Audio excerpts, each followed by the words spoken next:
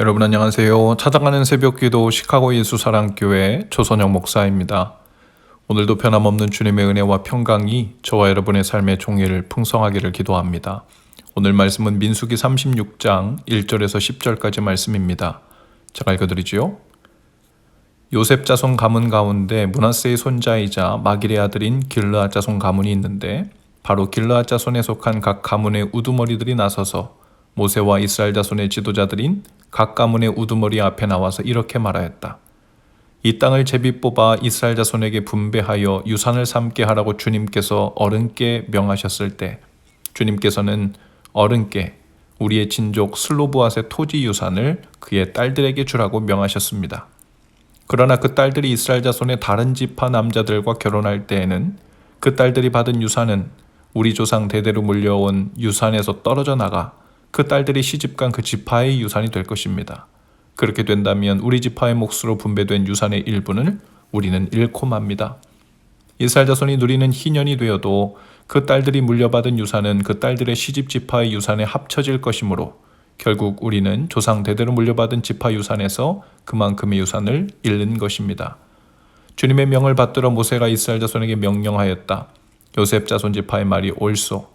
주님께서는 슬로브앗 딸들의 경우를 두고 이렇게 명하셨소. 그 딸들은 자기들의 마음에 드는 남자가 있으면 누구하고든지 결혼을 할 수 있소. 그러나 그들이 속한 조상 지파의 가족에게만 시집갈 수 있소. 이스라엘 자손의 지파 유산이 이 지파에서 저 지파로 옮겨지는 일이 없어야 이스라엘 자손이 제각기 자기 조상으로부터 물려받은 지파 유산을 그대로 간직할 수 있을 것이요. 이스라엘 자손의 지파 가운데서 유산을 받은 딸들은 누구나 자기 조상 지파의 가족에게로 시집가야 하오. 그래야만 이스라엘 자손이 지파마다 조상으로부터 물려받은 유산을 간직할 수 있을 것이요. 지파의 유산이 한 지파에서 다른 지파로 옮겨지는 일이 없어야 이스라엘 자손 각 지파가 제각기 물려받은 유산을 그대로 간직할 수 있을 것이요. 그리하여 슬로브앗의 딸들은 주님께서 모세에게 명하신 대로 하였다. 아멘. 모세는 이미 딸만 있는 슬로브앗의 딸들에게도 부모의 유산을 상속하도록 했습니다. 그리고 그것을 법으로 만들어 확정지었죠. 그런데 딸들에게 기업이 되는 그 땅을 상속하는 것은 당시로서는 아주 파격적인 일이었죠. 가부장적인 문화 속에서 여성의 위치와 권리를 공식적으로 인정한 중요한 예가 되었습니다. 그런데 지파 차원에서 볼 때 문제가 생긴 겁니다. 슬로브앗의 므낫세 지파에 속했었는데 므낫세 지파의 길르앗 자손의 종족들이 이것에 대해서 문제를 제기한 것이죠. 다름 아니라 기업을 상속받은 슬로브앗의 딸들이 만일 다른 지파의 남자에게 시집갈 경우 자신들의 재산을 갖고 시집을 가게 되면 므낫세 지파에게 속한 기업이 다른 지파의 소유로 영구적으로 넘어가게 된다는 것입니다. 그렇게 되면 그들의 조상들이 제비 뽑아 얻은 땅에서 그만큼의 땅이 영구적으로 줄어들게 되는 것이죠. 희년이 되어도 그들의 재산은 시집간 집의 재산으로 영구히 굳어지게 되는 것이고 결과적으로 므낫세 지파의 기업은 영구적으로 줄어들게 된다는 것입니다. 이 일은 지파별로 땅을 분배해 주신 하나님의 기업에 큰 변동이 생기는 일이었기 때문에 결코 작은 일이 아니었죠.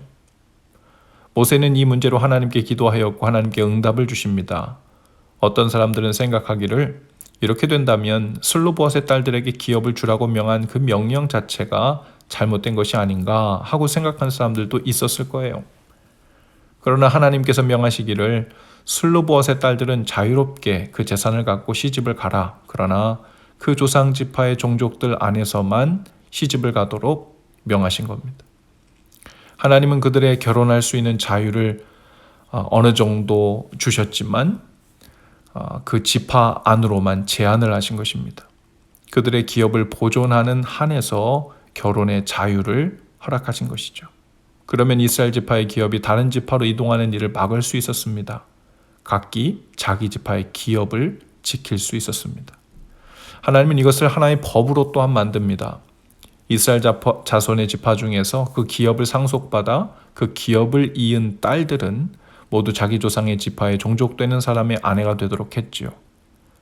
한편으로 보면 이 슬로브앗의 딸들이 자신의 지파라는 울타리를 넘어서 자유롭게 결혼할 수 있는 자유를 제한받았다고 볼 수 있습니다. 그러나 이 기업은 단순히 재산의 문제가 아니었습니다. 하나님께서 허락하신 은혜와 삶의 유산을 잘 보존하는 사명이었죠. 비슷한 의미에서 지금도 젊은 그리스도인들 중에 이와 비슷한 고민을 하면서 질문을 할 때가 있습니다. 하나님은 비그리스도인이라 할지라도 제가 진심으로 사랑하는 사람과 결혼을 하는 것을 기뻐하실까요? 아니면 반드시 그리스도인 배우자를 만나서 결혼을 해야 되는 걸까요? 본질적인 부분에서는 비슷한 고민, 같은 질문입니다. 이 질문은 불신자와 결혼해도 되는가 안 되는가 하는 허락의 문제가 아니라 우리가 하나님께서 우리에게 맡기신 이 삶이라는 것을 어떻게 인식하고 바라보고 있는가에 대한 문제, 또 태도라고 볼 수 있죠.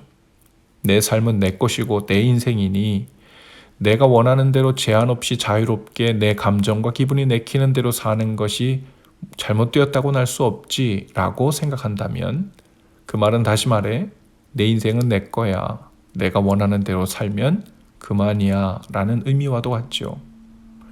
그러나 하나님이 우리에게 주신 생명과 인생은 물론 은혜와 선물인 동시에 하나님의 나라와 그 뜻을 이루기 위한 사명이자 기업이기도 합니다.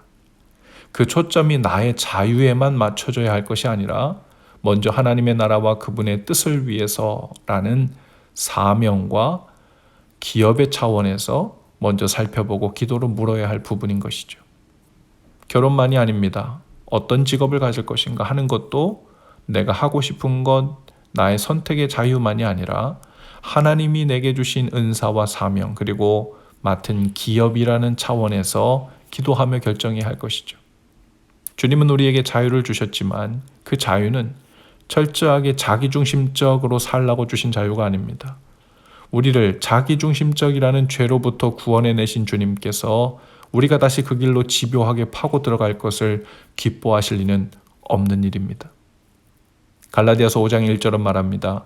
그리스도께서 우리를 자유롭게 하려고 자유를 주셨으니 그러므로 굳건하게 서서 다시는 종의 멍에를 매지 말라. 고린도후서 6장 12절은 다시 이야기합니다.